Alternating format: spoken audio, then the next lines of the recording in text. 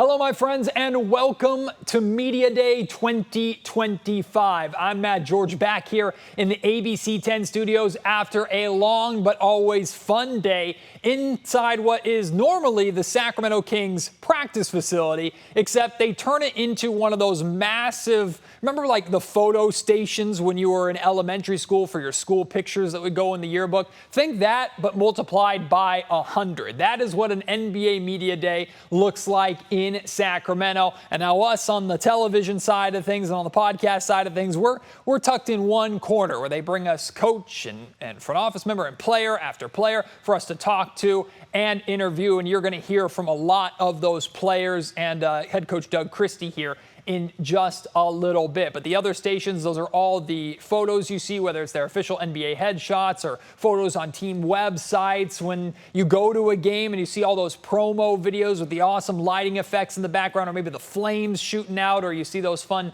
games that they do on the Jumbotron, the bongo cam, things like that. All of that is taken care of at Media Day. It's a day that can be long, certainly is exhausting, but is the, I guess, unofficial tip-off to the start of the season, because now the players will get ready for a grueling NBA training camp that tips off and begins tomorrow morning. Of course, we'll get to that when we get to tomorrow. Let's talk about and listen to what some of the players and Coach Doug Christie had to say at Media Day today. And we're going to start off hot, and I mean hot, with DeMar DeRozan, who didn't shy away in front of the cameras and microphones of truly talking about how difficult and chaotic and crazy last season was. Of course, his first season in Sacramento.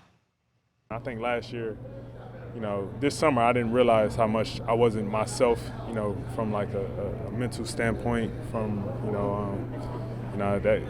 so the best version of me really wasn't there, and the approach that I took this summer was, just kind of like refining myself coming into this season, understanding, the opportunity that's, in front of us all, and don't take it for granted. Go out there, be myself, be my fun, competitive self, and go out there, and compete. Doug could only change so much when taking over midseason like he did. Yeah. Now that he gets a full training camp, a summer to implement new things, what do you think that's going to unlock for him and for you guys? I think it's just give us what we needed. Last year was one for the books for me. With so much stuff from start to end. Just be honest with you, it was just a lot of that was going on that, internally we tried to fight through as players, and I can only imagine from a coaching staff, and with so much change from the front office. Y'all know it was a lot going on. But we, with the guys that was here, we still try to manage to make something out of it, and from that moment on when things started to change, I knew if we had the opportunity to be under Doug and see Doug's vision and have a training camp with Doug, with the players we needed, we could do something, and we didn't have that, last year because so much stuff was happening. So I think this time around, you'll see a much different team. Training camp hasn't even started yet, but have you already noticed kind of that reset and the difference from the chaos of last year? Without a doubt, and it's not nobody's fault. We all have issues internally with our jobs and everything, and sometimes you gotta learn how to pivot and maneuver through that, and I think that's just what it was. Just call it what it was. Last year it just was internally a show, and this time around we got a chance to make right of the wrongs that kind of happened. Debo, how did you get to remove yourself from that dark cloud going into an offseason and then finding like optimism or at least encouragement of what's around you? Yeah, you don't realize what you're really in until you get away from it. Like sometimes when you're in a relationship, you got to get out of a relationship to realize who you are. I think for me, like once the off season hit, I kind of just took some time to myself and because I'm a real optimistic person. So sometimes you may not see reality in the moment. And when I got after the season ended, I kind of just took a moment and just realized from look myself in the mirror from the standpoint of how I felt and the weight that I was carrying from a negative perspective. all season that allowed me not to be myself. And I just tried to take a different approach this summer going into this moment. Even talking with the guys, working out with the guys this summer, seeing their approach, the hunger, also reading all the bullshit that media writes about us, you know what I mean? You kind of just find a different recharge that you need to, get ready for the next challenge. So in light of that, was there, because of all those feelings, was there ever a time you thought, I'm not going to be back here? I mean, are you surprised that you're still here? Nah, I didn't. That was never thought. I always wanted to come back, and not once have I questioned if I would be back or not. I always just wanted to give, give the fans in this organization what I came here to do, and that's to win, and I carry a lot of that negative stuff when, things went wrong last year and we didn't make it, so this time around just feeling recharged, rejuvenated, and, remotivated to, make those things happen. Speaking of media BS outside of here, right, they don't have you very high in terms of where you guys are going to end the year. Does that motivate you at all? Yeah, hell yeah, it motivates me for sure. I hate, yes, it motivates me for sure. I already done cussed too much today. I ain't gonna say too much, but yeah, it definitely pisses me off, and it's motivation, and sometimes that's all you need, and for me that's what I need to see something like that and, ride with that. Whew. Debo not pulling any punches, I guess. Hey, 17 years in the league, I guess you feel comfortable saying what you got to say. And honestly, some of that brutal honesty was a welcome sight, or good to hear in a way. You can acknowledge it and then move on from it. And we all know, those of us who are, whether it was directly around the organization or even Kings fans watching from afar, knew something was wrong last year and everything just felt off. And last year was a complete roller coaster ride circus.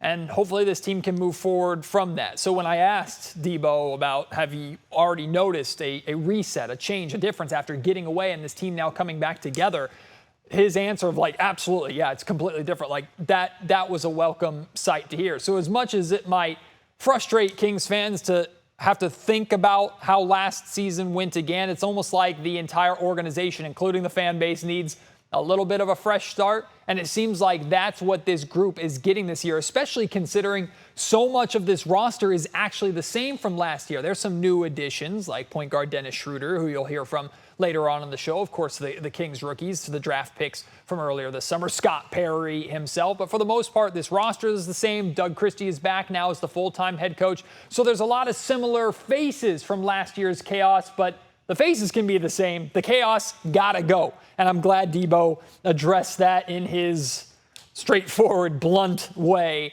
which is certainly probably the biggest takeaway or the thing that most people are going to respond to. And the headlines are going to basically emphasize words that I cannot say that Debo said right there about how last season went. But now we look forward. And, of course, in addition to DeMar DeRozan, there's a lot of expectation on the shoulders of Zach LaVine here in Sacramento. Zach talked about his relationship with new Kings general manager Scott Perry. Also talked about the addition of Dennis Schroder. I asked Zach about his opportunity to work with Domantas Sabonis this summer and how that relationship has improved. A lot of good stuff here from Zach LaVine. I've known Scott for a decent amount of time, even before I got here, and seen him and talked to him before. Scott's a winner, and I think with his direction and with what he wants to do, those 6 points that he points out a lot of give you a chance each and every night to put yourself in the best position to win. So you have to follow that.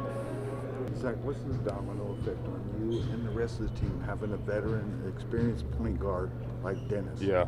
No, Dennis is great. First off, congratulations to him, especially what he just did overseas and winning that and winning the MVP. Dennis has been nothing but a true pro, and we battled against him. I have being in the Eastern Conference.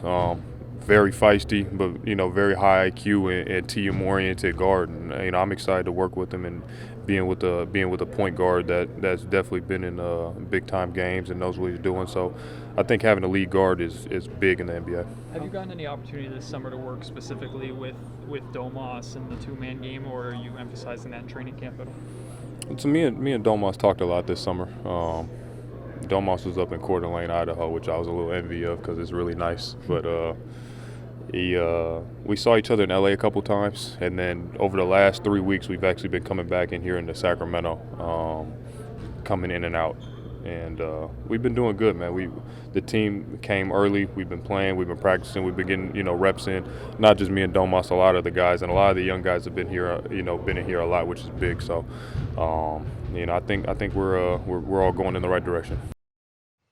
I hope that last part of what LaVine had to say excites you as a Sacramento Kings fan. Over the last 3 weeks, before any team-specific mandatory activities, you've already had a lot of this team already working together here in Sacramento. You're putting in that extra time on the floor to not just get in shape, but to get acclimated together so that they can almost hit the ground running in training camp, have a head start. And I remember a video that came out during the NBA Finals of the Indiana Pacers, who of course made it to the NBA Finals last year, them getting together and working together early last season, and how big of a difference that made for them and of course their finals run last year. Now, I'm not predicting the Kings are going to make a finals run necessarily, but the initiative from this group, including the veterans like Zach LaVine, Domantas Sabonis, DeMar DeRozan, to show up early, to get to work early, to want to get together and start to work before their technical first day of the year or first mandatory practice.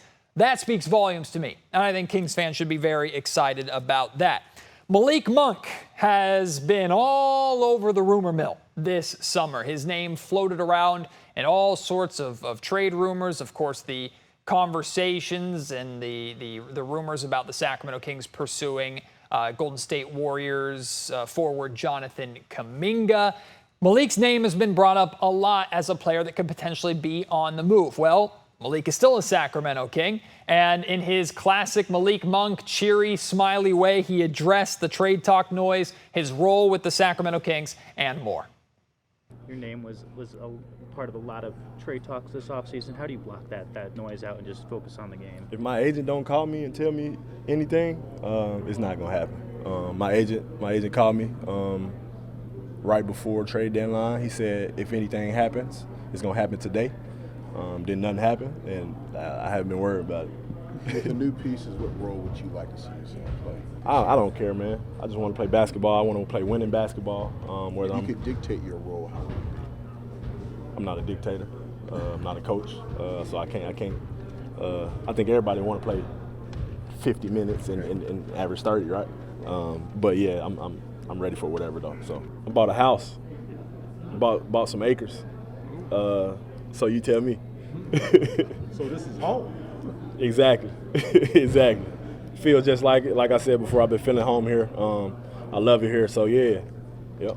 I know you said you didn't try or didn't think a lot about the speculation, but to feel like you found a home in the NBA and then to be the subject of speculation, does that kind of shake that in you at all?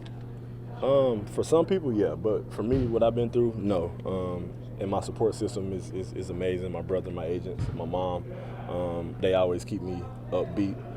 But I came to talk to Scott too, right before everything, and he told me the same thing my agent told me. So I like that from Scott. I appreciate him for coming forward and telling me to come talk to him. That's being professional. A lot of GMs don't do that, so I thank Scott for that. Malik, what do you make of the potential and just overall talent of this roster and what this team can be in the West? Fast. I feel like we can run. We can get out on a lot of people, a lot of teams, and we can surprise a lot of teams like we did our first year, I feel like.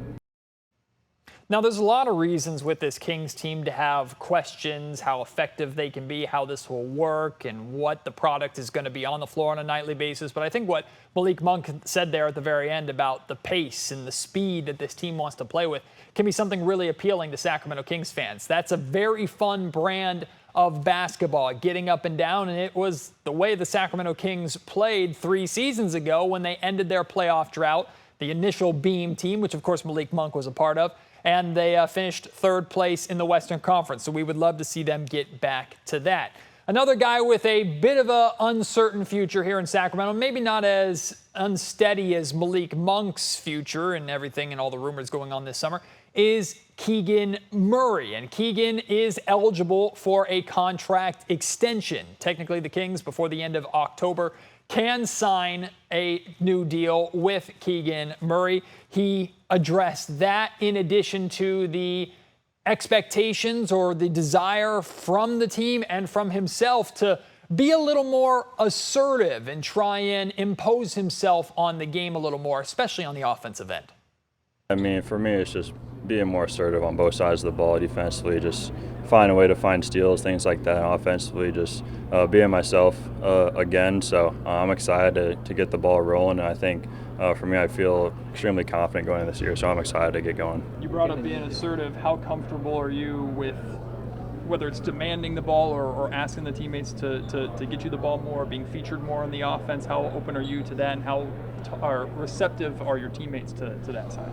Yeah, I think the biggest thing for a good team is to have open communication. So for me, if I'm feeling it or if I feel like something is working when I have the ball, I think that's just a big aspect, especially me going into my 4th year. So that's something that we implement as a team, the communication aspect. And I think if the more I can be assertive, the more my teammates can trust me, the better things will be. So. Keegan, I know it's day one, but do you have any personal goals set for yourself that you want to try to achieve this season? Yeah, I mean, get back to 40% from 3, and then try and get on the most improved list. Obviously, you gotta win games to be the winner of that, but that's one of my goals this year. You brought up your agent. Just where are you at with your contract negotiations? Is it somewhere you think you're going to be long term, or do you think you'll get something done by the time the deadline around Halloween?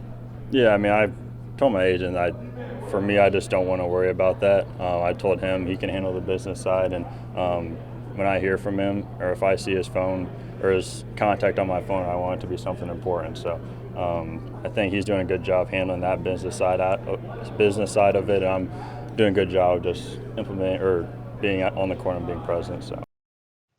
I'm a big fan of the goals that Keegan Murray set for himself. Did you catch that? He wants to get back above 40% from three-point range, which he hasn't done since his rookie season in the league. And then he wants to be in the most improved player conversation. Now, I like that Keegan had to say, of course, we have to win basketball games in order for me to be in that conversation. But most improved player is typically an award that goes to a player that in some way, shape, or form had a breakout year. And I think that's what Kings fans and the Kings organization themselves have been hoping for and waiting for from Keegan Murray. We've seen what he can do on the defensive end. He's improved tremendously as a rebounder. And we all know he can shoot the rock. But it's, can you become more than that? Can you become not just a part of the offense that makes everything work? Can you be a featured part of the offense? Can you get yours despite the fact that you have teammates like DeMar DeRozan and Zach LaVine and Domantas Sabonis that are going to take a lot of shots themselves and need the ball in their hands? Can Keegan work his way into that group to where it's, oh no, we got to get Keegan the ball too. We have to get him going because he's a massive part of what we do. That's what the Sacramento Kings are looking for from Keegan Murray, and that will probably massively impact the amount of money that he will be making on his next contract if, of course, the Sacramento Kings and Keegan Murray don't agree to a deal before the end of October deadline. Another player with contract negotiations or a contract situation this year is Keon Ellis. Over the summertime, Scott Perry and the Sacramento Kings elected to pick up Keon Ellis's the final year of his deal, the team option of his contract, which is for around $2.5 million.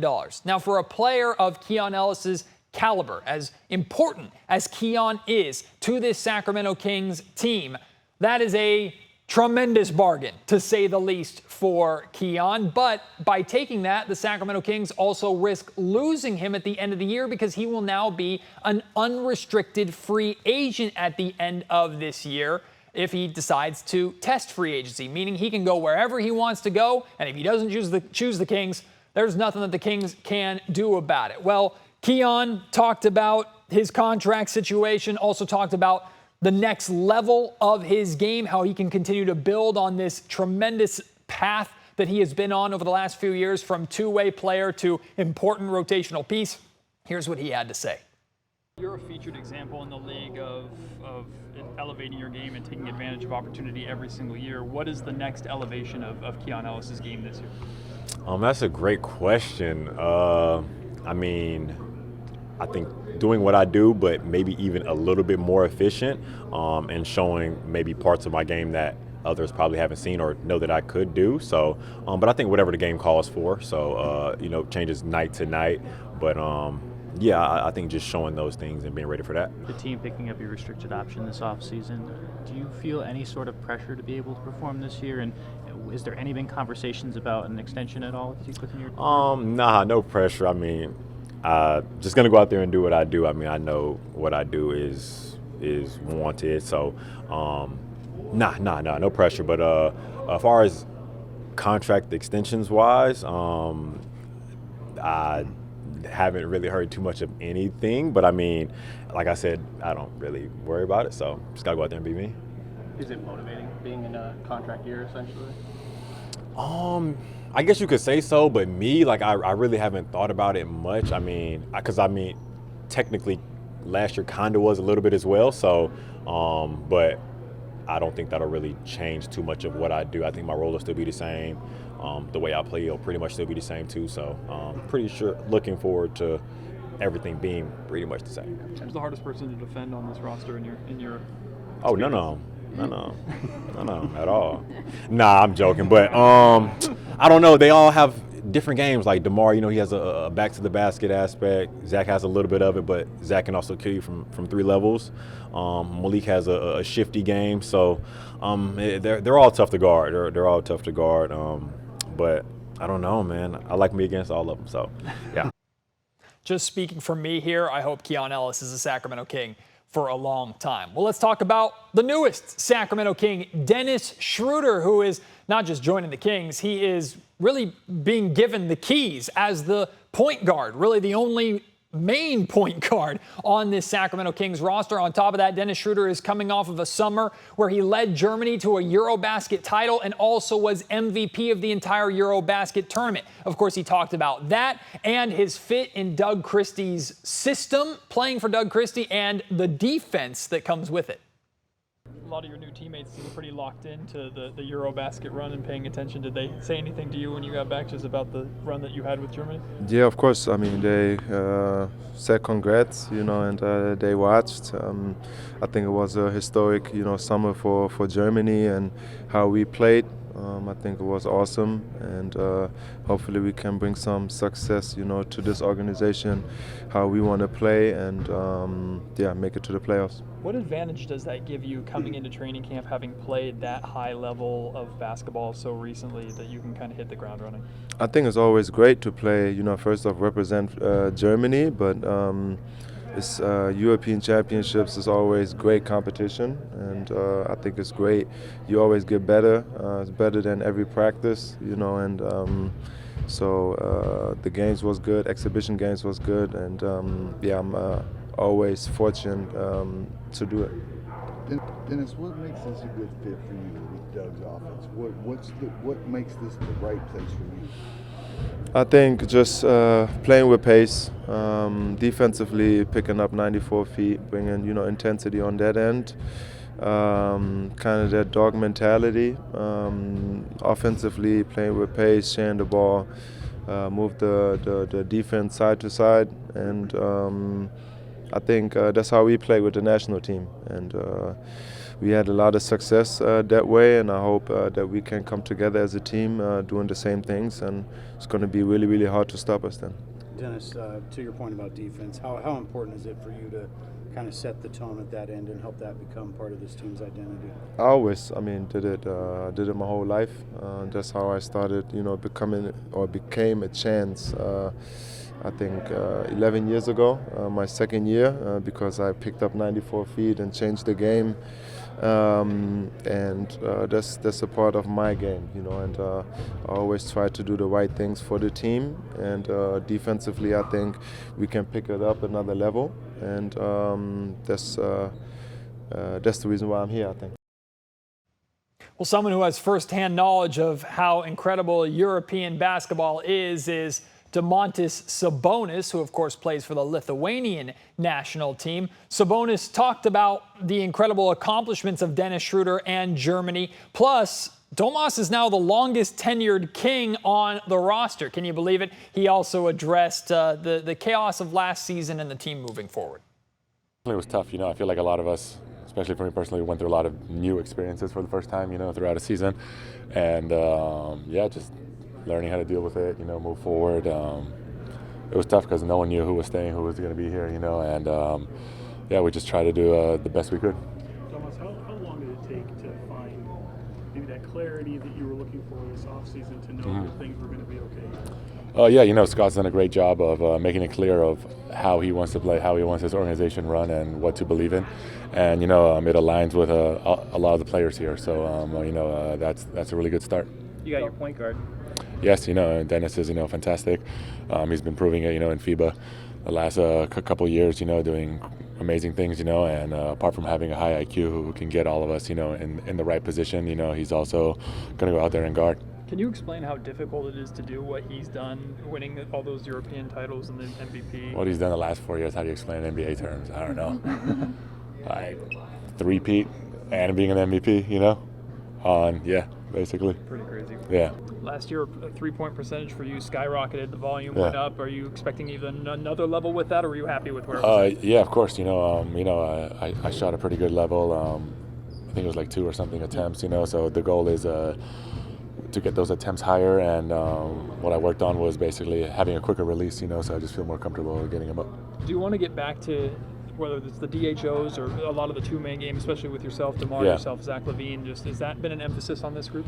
The offense, we've only got little things throughout the summer, so we don't know the full package, I was used differently towards the end of the year, and hopefully this summer, what we've talked about is that we're going to try and focus on other ways where we can involve everybody. If you've listened to the Locked On Kings podcast over the last few months, you know how much I've been screaming about getting more of a two-man game going between both Domantas Sabonis and DeMar DeRozan, and Domantas Sabonis and Zach LaVine. Of course, it's up to Doug Christie to figure that out, and we end with new Kings head coach Doug Christie. He talks about his defensive identity that comes to the absolute surprise of nobody, especially here in Sacramento. We know Doug Christie and how defensive-oriented first he is. He talks about that defensive-first approach. And then he also chimed in on balancing playing the veterans on this roster with implementing the young guys and how many guys he wants to consistently play in his rotation. You referred to during last year a lot about fixing a plane while it was in the air. Now it's been landed for a little while. What is it about like the Doug Christie coaching style that we should expect to see, or that you want to showcase in training camp, preseason, and beyond? I think that you guys know me and know who I am. We're coming to be in your face. That's just who I am. So you're going to have to wait and see. I think you kind of already know it, but to see it out there, to get a training camp of it, there are different aspects of me that are obviously different than other people. So that's something that I impart to the team. In the dinner last night, the messaging was as such, like, this is what we're coming to do, make our fans proud and hit the floor in a way that will make them proud. You talked about 53s a game. That's not really your roster this year. How are you going to adjust? What is sort of the design here? I think you play to what you have. First and foremost, we want to play defense. So that's, you talking about offense.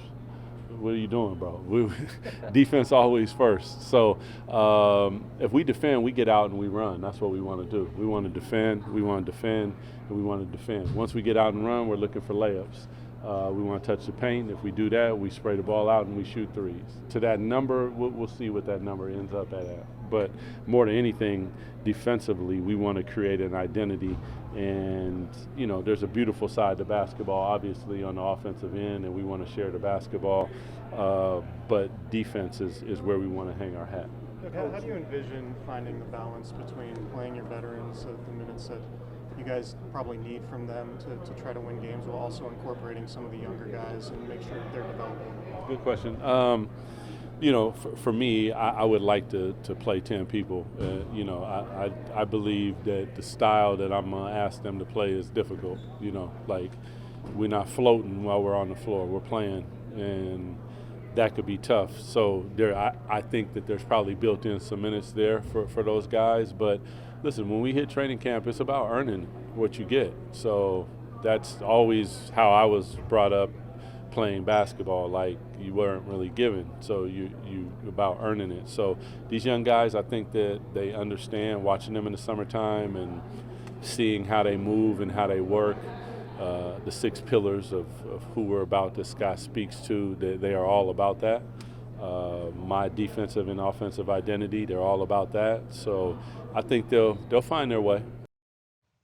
We also spoke with Sacramento Kings general manager Scott Perry today. I don't have that audio for you, but to summarize mainly the takeaways from our conversation with Scott Perry, number one, he would not really comment and cannot really comment on the Jonathan Kuminga situation with the Golden State Warriors and the rumored Sacramento Kings involvement or trade offers, sign and trade offers to the Warriors to try and bring Kuminga here. The Warriors have until this Wednesday to figure out that situation. That's the deadline that Kuminga has to sign a qualifying offer. So I guess we'll find out more about that situation in the coming days this week. Scott did say that he's very happy with this roster, how it's constructed going into this season, and it seems pretty set in stone going into training camp tomorrow. And then Scott didn't really comment too much on the contract negotiations for Keegan Murray and Keon Ellis, but emphasized how excited he is to have both of them on the team and how much faith that the organization has in the two of them. So now our attention turns to training camp. It starts tomorrow. We're going to have training camp